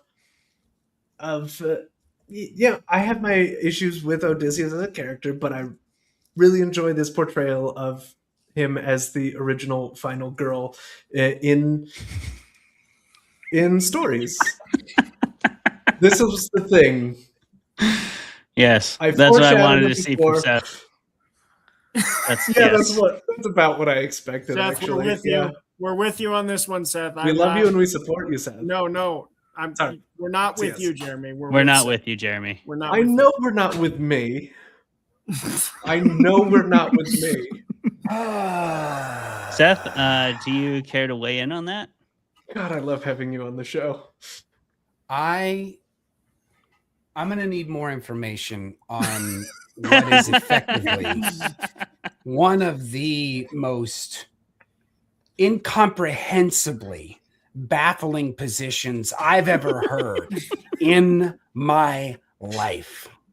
Yeah. God, this is so good. Hey, so, and look, this comes back to a discussion we have had previously on Fermented Fiction. Yeah, I was asked, hey, what are some examples of maybe the final girl trope as applied to genres other than necessarily specifically horror? I thought to myself, okay, what does it take to be a final girl? Hey, you got to learn some kind of lesson. You've got to overcome tremendous odds. You may or may not survive at the end. And being the final girl means you survive. That is endemic within the actual trope of the character and the titling of the trope. It means you're the last one. It either means you're the last one to be killed or you don't get killed. Either way, Odysseus, he just straight up survives. And that's pretty... Hey, that's... If you think of Poseidon as a slasher. No. Poseidon kills a lot of people. Like, I remembered this story. Hey, this story, like every other Greek mythology story, tells me that, hey, gods are real and they should be hated. And yeah, that's... So, slashers. Gods are slashers. Everybody knows that. That's easy peasy stuff right there. Real quick to give Seth time to, to calmly approach this. Digest that. I remembered my my last negative point was I'm really tired of ambiguous gods when we tell old myths of these old religions. I'm really tired of it. Robert Eggers, let him be there. Robert Eggers just put the crap in the Norse myth. Come on. I'm tired of it. What is it? I feel like when you have full-on magic and monsters happening, that the existence of gods isn't actually that ambiguous. Except that that's the weird part about Nolan's adaptation. Yeah, the magic and monsters are 100% there and present, but he never recognizes the whole time. It's like, oh, Athena's there. Oh, that's cool. And then at the end, it's like, oh, is she though? She's maybe just a nightmare, I guess. And these storms. Which dream level are you in, Odysseus? Which fucking dream level are you in, bro? That was weird. Really Athena? That was weird to me. Shit. It was weird to me because I'm like, clearly there's monsters and magic. I would love to see some of the courtroom drama of the gods. I don't know if it would have been Nolan that could have delivered it super well. That's not exact. Those type of dialogue scenes aren't exactly his foray. So maybe I'm happy he didn't do it, but I'm just saying probably for the best. Waiting for a movie where we get where we get the gods as the puppeteers of these heroes, because that's such a huge theme in these poems of these men that are fighting, especially in the Iliad, have this capability. I think it's a flaw of theirs to literally just be like, oh, I just messed up and killed 1,000 people. Wasn't me. Like it was that guy up there. I'm sorry. Well, he killed 1,000 of my favorite people. Come on. I was possessed by Athena. different. But I would love to see that dynamic. It would really, and I didn't get to see it here. To give Seth a little bit more time, this is my final gripe of the movie. So did any of you guys have a problem at all with how sympathetic Odysseus was? That was in Seth's low roll debate a bit, but I don't know how much you actually believe it, Seth. I get the vibe that you actually believe that, but I personally felt like that took so much. I do feel like the movie took a lot of the moral quandary out of the realm of the viewer's decision. Like it wasn't the viewer's job anymore to determine whether Odysseus was a good dude. He was like portrayed as a good dude. He regretted the terrible acts he had done. If he had done a terrible act, he regretted it and felt bad and was repenting. And if he did anything bad in the myths, it was either changed just so, like the Cyclops situation, where he didn't, just do it to brag. It felt like he was taking a shot to avenge his men or whatever. Or on Calypso's Island, he's forgiven for his transgressions. A, they're not really shown, and B, or like glorified in any way, and B, it's portrayed as like, oh, he didn't even know he was doing it. He doesn't remember anything. Like he's remembering now only because she's finally thinks he needs to go home because he's sort of vaguely, clearly unhappy here. But he spent the 7 years, and we're not really going to talk about what happened because he loves Penelope. What a good dude. But I just felt like it was that way a little bit. I don't know if you guys got that vibe, but I never felt like the ambiguity of Odysseus' moral compass that's so integral and interesting to the poem itself was a bit absent in this movie, and that we were kind of like prescribed a good Odysseus that we were sort of supposed to root for. Seth, is Odysseus the first final girl? And all the other No. I just knew that would be a quick one. Easy peasy. Absolutely not. In no way could any rational, unfestered mind consider Odysseus to consider be where the first. idea came from. Yeah. Oh, I have. The source of the object is painfully aware to me. But I would say this is one of my biggest challenges with it is the moralizing of Odysseus. I don't think that the Odyssey is intended in any capacity in the original telling of the tale as original as we can have it, right? I mean, it's the most, like, the Odyssey is the most translated ancient document into English, like greater than them all, right? And that's because scholarship believes that there's a lot to wrestle with, especially with the difficulty of the language that can, with complexity of ideas of things like Dikasine, Pherenesis, Sophia, like all of those things. The words are so complex in English.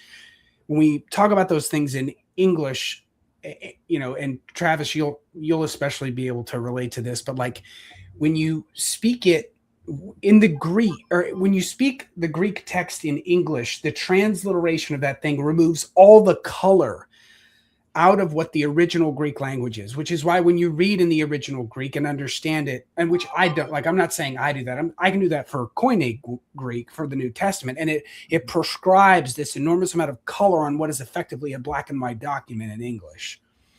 So I think that the moralizing it on Nolan's end is the thing that bothered me the most.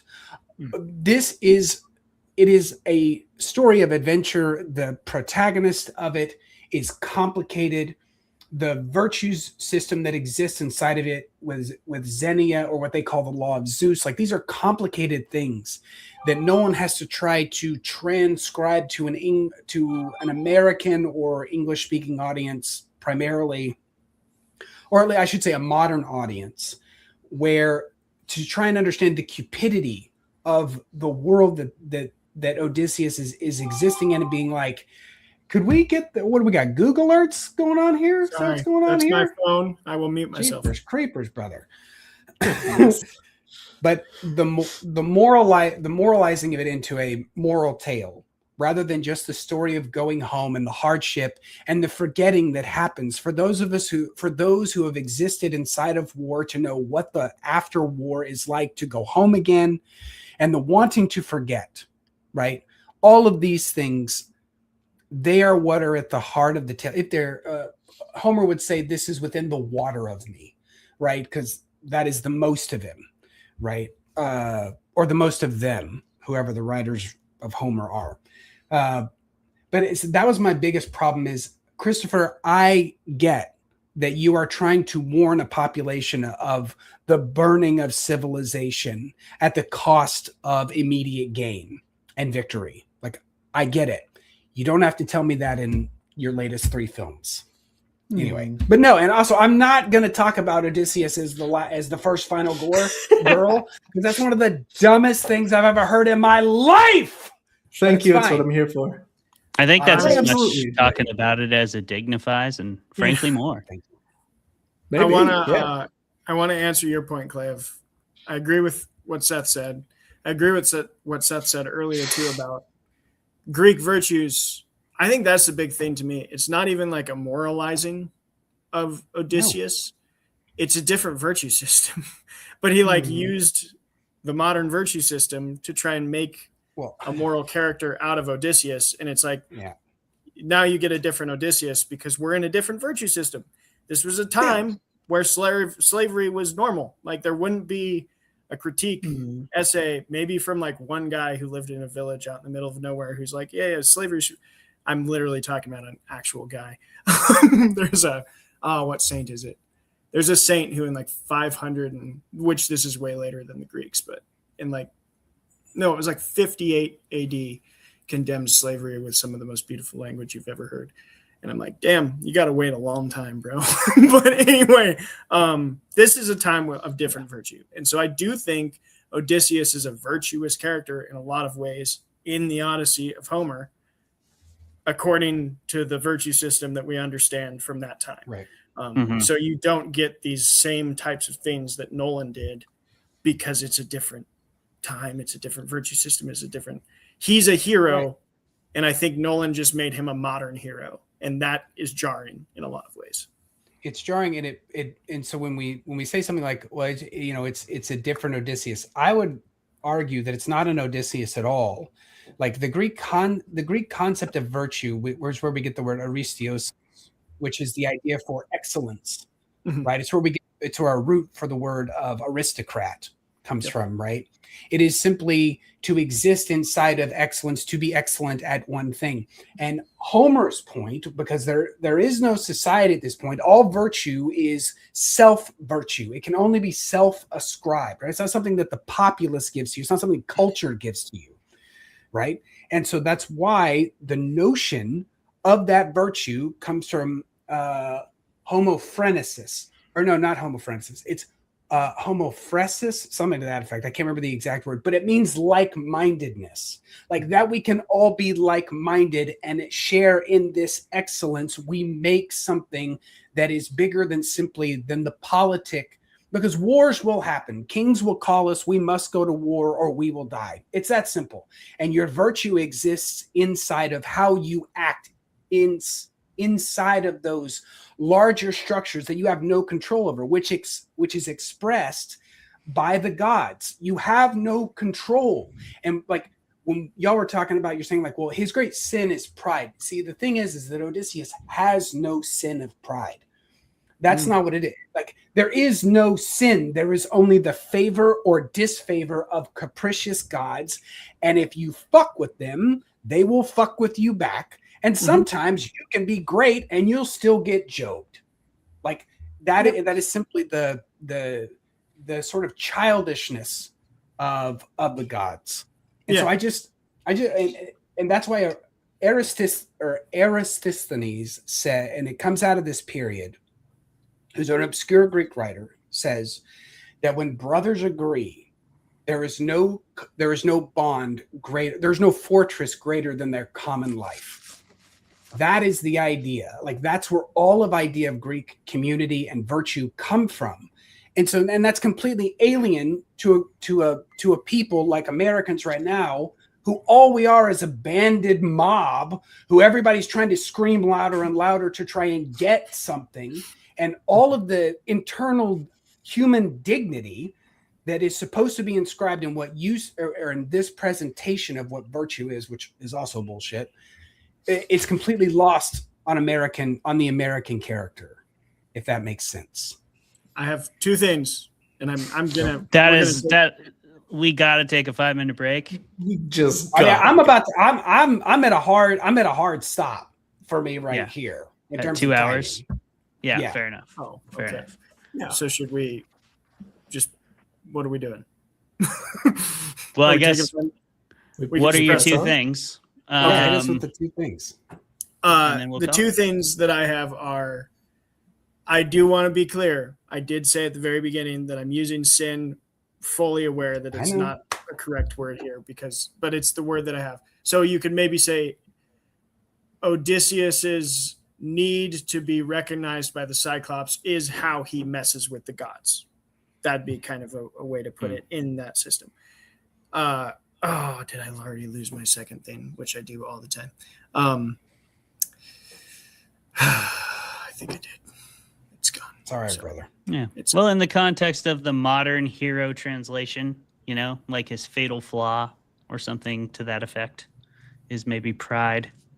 Because it's not, it doesn't have anything to do with the gods. It's more about, it has lots to do with the gods, but it's more about, it's still fatal and it's still because of a flaw of his as perceived by us, the consumers, because of the way it's portrayed. I think we're kind of led to believe it's a flaw on some sort of non-subjective level. Travis. Yeah, I remembered. And it was, Seth, you brought up one of my favorite things. One of my favorite bits of scholarship that, can be disagreed with. This is not like, if you don't believe this about the Odyssey and the Iliad, then you're wrong. It's a cool piece of scholarship I've read in a couple essays of, you have three primary male warriors represented in these two tales. And it's really interesting to look at the one that lives, because you have Achilles. You have a lot of different warriors, but your three primaries are Achilles, Agamemnon, and Odysseus, and they all have this kind of different way. Like you say, it was a system of like trying to emulate your brother, the one that's going to like make you excellent, the aristocrat. Mm-hmm. Achilles is the greatest warrior of all time. And how does he die? Well, he dies in war. He charges headfirst into the fray, knowing full well that he's going to die because of this deal that he's made. And that's what brings him down. So he gains glory and dies in battle being a warrior in that sense. Agamemnon is a commander. And I really liked that portrayal of him just not even fighting. Like his armor is totally not even what's realistic to a battle, but it's like because he doesn't, like it's decorative because he doesn't fight. He just commands. He gives orders. He's the king figure. And how does he die? Well, he returns to his household, the place he's supposed to command, and has done terrible at it because he sacrificed his daughter and left his wife alone for 19 years after it and gets murdered. So it's like, okay, that plays out that way. So who's the one of the three that lives? It's Odysseus. It's the smart one. It's the man of tricks. It's the one who can like circumnavigate this world of jealous gods through his wit and cunning. And I think that's kind of a tale that is being told in Homer's of like, which one of these three guys do you want to be most like? The smart one. The one that's not obsessed with either commanding or winning in war glory. The one that's cunning, the one that can do the politic correctly. Sure. Yeah. And I feel like that's where like and it's to Seth's point and to your point too, where like this movie's changes to Odysseus as a character, I think ultimately hurts the message that the movie is trying to make, in addition to the story that the original epic poem is trying to tell. Like if you have Odysseus being regular Odysseus in this movie, I think it portrays a man who like goes to war and cannot leave war behind and is changed and actually cannot return home because of the things that happen. I think that's a much better way to tell it than like, oh, he's a good guy. He just fucks up and does weird shit along the way. That's ultimately kind of irrelevant to his character, because his character in this is, I guess, maybe going through an arc where he's got to, I don't know, let Poseidon have his way with him, trident penis and all, and Bring it back around. Not canon. bring it all the way back. That isn't canon. Look, Seth, I did had not to make long it. for the nostalgia to go back to that homeland of a joke. Yeah, look, Seth, I have to make it. Here you are, bud. It can't. You made it. Can't not be any stupid. There needs to be some Well, stupid. Okay. Yeah. For me, anyway. But what I'm saying is, like, ultimately, I feel like that would make the final murder of 30 people in a locked room feel a lot more rewarding, and then make the ultimate exile that is in the movie really make sense. Like, he can't go home. He can't stay there. Right. You know? If he's just the Odysseus from the book, which, yeah. Except in Who the book, is- he just totally hurt Lockers it. You know, Yeah. which also is a PTSD story. So maybe Nolan could have done it, had it both ways, but he Could've. didn't. Yeah. Yeah, but I mean that's the little bow on top of the gift of good guy Odysseus we get in this movie, is that he rides off into the sunset with his fair queen. Not to go on raping and pillaging and hoarding wealth for himself as we get. No, He's he done does with all that. Something else. He done with gave all it up that. or something. Can't have the Jeremy Renner grocery store scene where he's like, "Oh, I can't be normal anymore. I'm just gonna go back." Yeah, nope. He definitely doesn't go do that. He definitely isn't debatably the fucking sea people, just wiping all of Greek civilization single-handedly. It's hard to he's say. Probably the sea people. It's fine. So He would Seth, be if he was real history. Let's rank this thing and then hard out. get the fuck out of here because Seth's got a hard out. Gotta get it. All right, so make your ranking quick, Jeremy. Hey, so what you want? Hey, this is a long movie. I'd say pace yourself, but nah, don't even. Look, anytime you look at the screen and you are just absolutely gobsmacked, you'll want to take a drink. It's a beautiful thing to look at. Just go look at it and be like, oh my god. If anything, the drinks will help. It'll help you not notice how wild and inconsistent Odysseus and kind of nobody else is as a character. To me, you keep that to yourself. No, Nobody I was else. saying I thought it Nobody. was a great. It was a nobody. I thought that was a great little pun you did right there. That was nice. There you go. Exactly. You did it, bud. And yeah, that way you can say the drink blinded you, and it wasn't in fact nobody, and nobody will get upset. But he was going to do that anyway. So also, you'll want to have a drink anytime something. Now, this I wish I got to talk about even a little bit more. The movie threatens a lot of hog and does not deliver on any of it.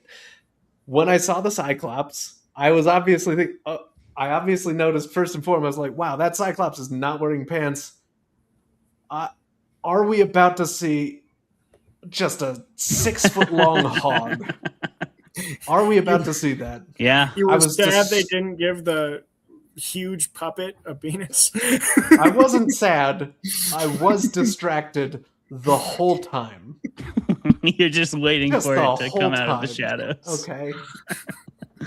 It would have been just- awesome if it came out and just nailed somebody, just fucking knocked him across yeah, the just- cave.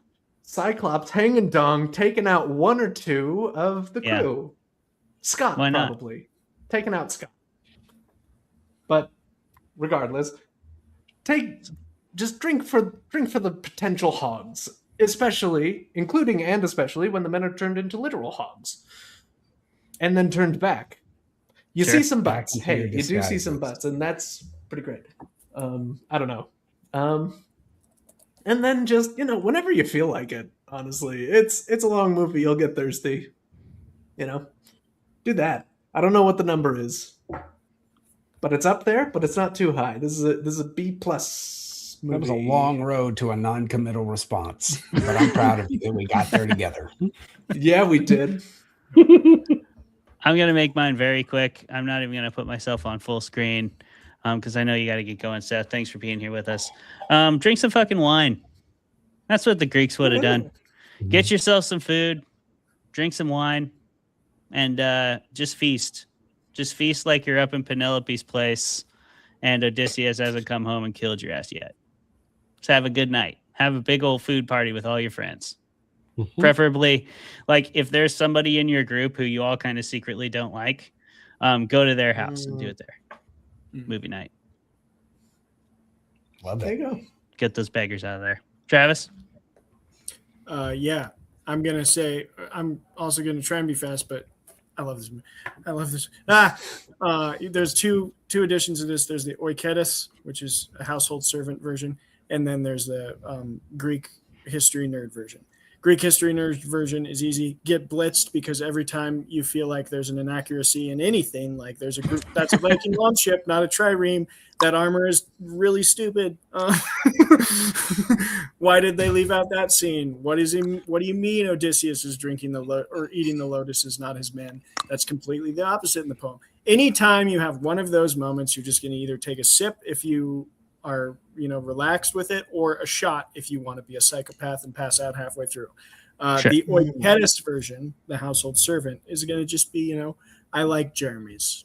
Anytime you are in awe, because I put this, it's a better movie, but I'm going to put it in the same category as like Avatar, in the sense of, even if you do not like this movie, you have to, if you are a film fanatic, appreciate what it has done for the industry, because the amount of technical marvels and things literally created and visual like masterpieces that you see on screen, you're going to be researching that for years, just like we were with Avatar, where James Cameron literally was like, I don't care about the story. I want to revolutionize CGI. So that's what you're getting. Very clear. Yeah. Yes, it was. What you're getting, it was very clear. That's why I think this is better than Avatar. But drink anytime you have one of those. That's why you think it's better than Avatar? Well, one of the reasons. Let's not that's another argument for another time. Yeah, we can Avatar. go back to Avatar someday. Avatar is crap. I think if you're looking for something that is akin to what you were hoping to get, if you're a fan of the poem and deeply enamored with it, I would try and eat a lotus blossom every single time that Odysseus does, and that way you won't remember it and you can just remember the poem itself. But if you're a Christopher Nolan fan and you deeply enjoyed the spectacle of what the movie theater is supposed to bring, then find yourself a couple of pieces of ambrosia and get into the fruit of the gods and have one for every single time you see Tom Holland's eyeballs twitch, because he does it a lot. Oh yeah. Or think that that boy is definitely 30. Yeah. Look, 30 is an ancient Greece 20, all right? No, it's an it's ancient the Greece opposite. 90, brother. If you were Oh my 30, God, he lived to be 30? That guy's got real virility to him. what a I'm fucking saying legend. modern What a 30. man. Modern 30, ancient Greece 20. Seth, Come on, guys. Anyway. who are you? Where can we find you? Hey. What you got coming out? Thank you so much for being here, man. Yeah, my name is C.S. Humble. You can find me. I am one of the greatest and highest hoped fans of Fermented Fiction, and I love this show, and thank y'all for having me on it. Y'all are tremendous hosts. I know we'll be seeing each other again soon and I can't express this enough. People need to go to Amazon right now and pre-order Happily Ever After: The Murders by Ray Wilde. It is a book that'll absolutely blow your socks off. It has my highest endorsement. But you can find me on Instagram, CS Humble, and where you will be able to travel along in my exploits of trying to become more than a relatively obscure Houstonian author. Yes. You want to become objectively recognizable. I am a man of simple taste, easily satisfied with the best. That's what I want to be. Well said, my friend. And for that, we appreciate you giving us some time here on Fermented Fiction, therefore justifying us as the best podcast on the internet, I'm pretty sure. Hell yeah. And if you don't think so yet, you could always like, comment, and subscribe, and go ahead and keep following us along and learn more about what we're doing over here, which is a lot of fun stuff. This is our final episode of the season. So we're going to go away for a couple months. We'll be off our 1 week schedule until October, and then we'll be back with weekly episodes. And until that time, you can keep your eyes peeled for some short micro interviews that we did at StokerCon. We have a live interview we did with Matt Dinneman. We're going to release all that stuff throughout the course of the next couple months. So yeah, do please stick around. Do please subscribe if you love this show. Go check out C.S. Humble's work, buy all of his books if you dare, and definitely go pre-order Ray Wild's book. Thank you so much for being here. Travis, Jeremy, great job on the season, my friends. Seth, always a pleasure. We'll see everybody next time. Goodbye. Later. Peace.